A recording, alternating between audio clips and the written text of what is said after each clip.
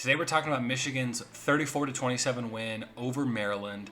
There is a lot to talk about in this game. I didn't expect to make a video covering this game against Maryland because I thought it was going to be a blowout. Vegas thought it was going to be a blowout. But Maryland is clearly a better team than we thought they would be. Offensively, Tagovailoa leads a very dangerous passing attack, and they show that they can run the ball. And that zone defense that they like to play contained Michigan offensively for a good part of the game. So there's a lot we're going to talk about, mostly about the things Michigan did poorly. But I'm going to cover what people are concerned about from this game that I'm not worried about, and then I'm going to cover the things that people are concerned about that I am a little concerned about moving forward the rest of the season. This was Michigan's first contest against an actual opponent. They got into Big Ten play, and Maryland put up a fight. It was 17-13 at the end of the first half. Michigan was lucky to have a lead heading into the second half of the game. Ultimately, they pulled ahead in the fourth quarter. Some, late game heroics trying to bring Maryland back, closed up the score a little bit. But ultimately, what you have to look at with this game is sort of separating what is short-term concern from this contest with long-term expectations for the season. And I'm going to talk about that more here in a minute. While Michigan did not look great in certain areas against Maryland, that does not mean they will not look great over the course of the season in those areas. What I mean by that is you go look at Maryland being able to run the ball. That's what scared me more than anything in the first half, was Maryland's ability to run the football on Michigan. However, you have to think about the fact that Maryland returned all 5 offensive linemen from last year, which is a huge bonus to them. They have a couple of decent running backs, and they were able to utilize them effectively against Michigan.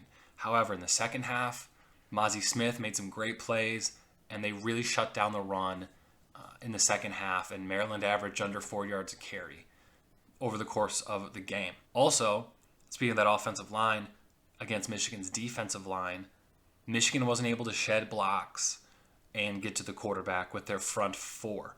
And that was true for most of the game. However, I will point out again, Maryland has a nice offensive line. That is a good offensive line that Michigan had to go up against there. And in the second half, when Michigan dialed up the blitzes, they were able to create pressure on Tagovailoa. It's not like Michigan couldn't get pressure in this game.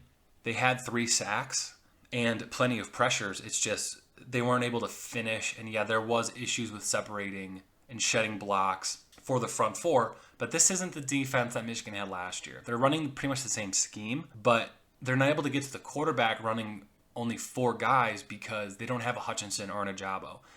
But when they dialed up pressure in the second half especially, they were able to get pressure on the quarterback. So that's something that I think is going to improve over the course of the season. They're going to watch that tape and see, we struggled to separate at times, but I'm not at all worried about getting pressure on the quarterback. Okay, that's one of those situations where I think people blow that issue out of proportion.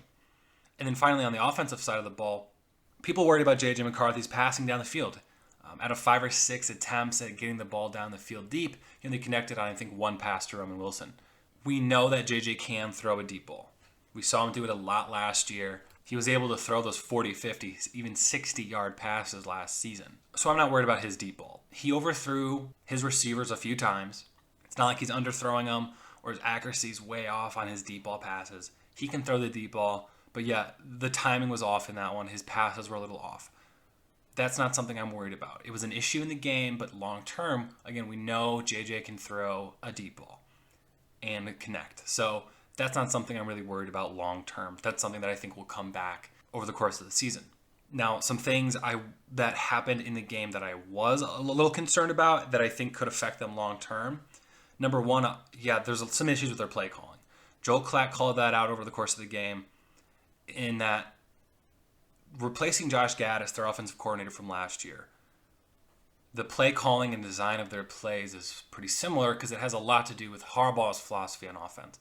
But the issue is that you have these co-offensive coordinators now, and there's this reluctancy to have a main play caller. Or as Joel Klatt put it, the guy that vetoes, he has the definitive rule on play calling. It looks like they don't have that. So that can create some issues for the offense developing a flow and getting a rhythm going, especially when you have new young pieces in the game. So that's something they're going to have to adjust moving forward, because they're going to have this Frankenstein type of offensive philosophy, and they're not going to have that rhythm developed over the course of the game. So they're going to have to figure out their play calling. When it came down to it, they ended up just running Blake Corum because that's what was working. He had 30 carries, 243 yards, 2 touchdowns. Historic performance. Huge game for Blake Corum. He almost single-handedly won them this game. But they're going to have to continue to work on that passing game. The difference from this year to last year with the passing attack, from what we've seen so far, is that with Cade McNamara, we knew what he couldn't do, and they knew what he couldn't do. With J.J. McCarthy, we know what he can do, and it's getting him there. We kind of have to remember, especially with the play calling and with J.J. McCarthy especially, is that this was his first start as a true sophomore. And you could see that he was trying to make those big plays. And this is this next thing I want to talk about. That he did try to do too much. He'd get out of the pocket, run around, try to be a hero, and make every play a positive play. But at the end of the day, you have to stop and say, okay, while I'm not going to pick anything up on this, I'm also not going to lose anything. And you got to get the ball out of your hands. You got to run out of bounds, so on and so forth. You can't make dangerous throws. You can't hold onto the ball for too long. And that's something that he did over the course of the game. Sometimes it kind of worked out. Most of the time it didn't. JJ did not play a bad game. He had 220 yards and 2 touchdowns, no turnovers. But when you look at it with a fine-tooth comb, he did miss on all those deep balls. He put the ball on the ground 2 times, both recovered by Michigan. So there were some issues with his play in this game, but for his first start, not bad. He has some growing to do. He needs to develop, and I think people need to remember that, in that he's going to develop. We got so caught up in looking at his potential and talking about how great he can be, and we kind of forgot about the fact that he's going to need to develop more and grow into this role as the starting quarterback. But the fact that these things went wrong for Michigan, but they still won the game, is encouraging. A little bit of luck. I mean, they won this game in part because of Blake Corum, a bit of luck, and the defense got some turnovers. I mean, in Tagovailoa, he threw 2 picks in this game. The defense is a little hot and cold, but the defense did what they had to do, and they got big stops when they needed it. Blake Corum really carried the offense on his back. J.J. McCarthy didn't play a great game, but he certainly didn't play a bad game. So there's definitely negatives to take away from this, and it's okay that there are negatives. The fact that they didn't play a great game is not indicative of the fact that they will not be great this year. I would say, rewind it a little bit and go back to their game against Rutgers last season. Michigan beat Rutgers at home 20-13 in a very ugly game after dominating their first 3 non-conference opponents.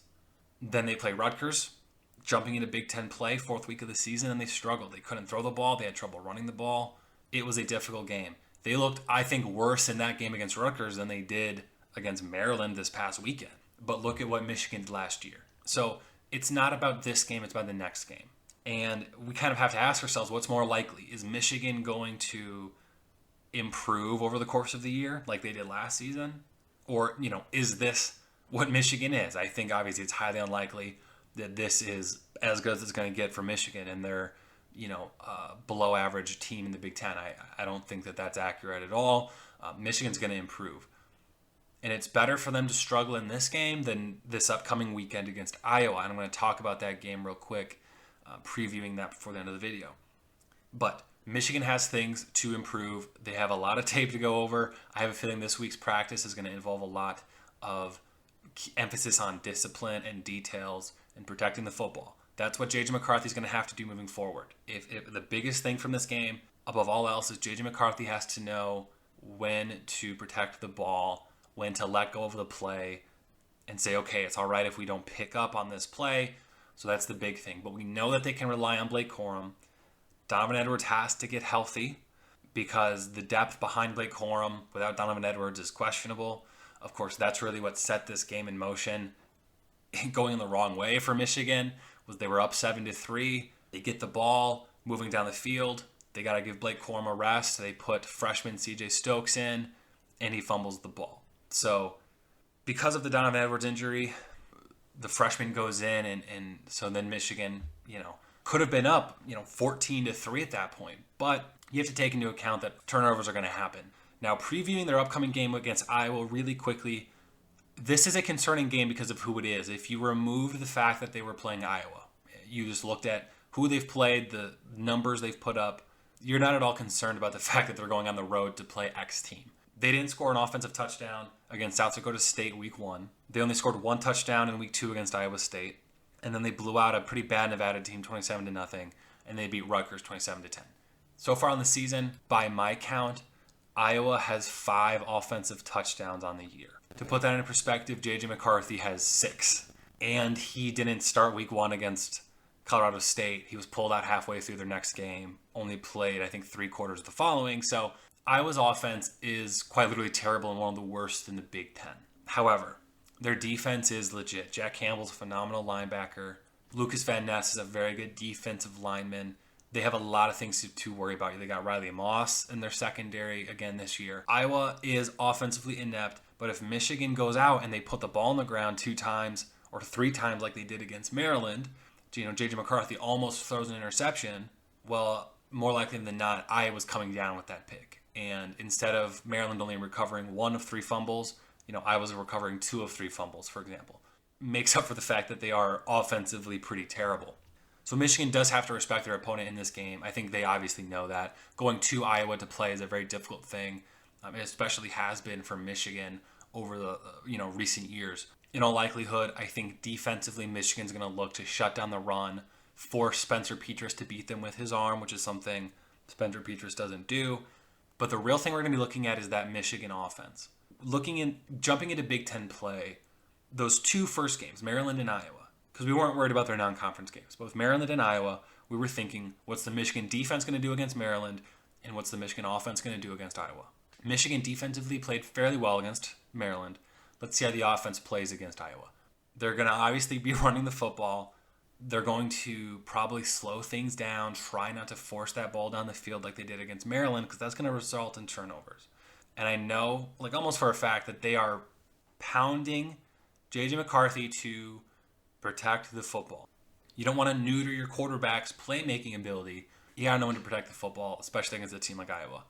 So I do believe Michigan will win. I think this is one of those games where the first team to get to 17 or 20 points is going to win. Michigan's opening is almost a double-digit favorite in this game. I do believe they'll beat Iowa. And this is going to be a big contest for them. We're going to see, did Michigan work on those issues that we saw last weekend over the course of practice? And will they do better this week against a good Iowa team? Time will tell. But thank you for listening, everybody. Please like and subscribe if you haven't already, and go Blue.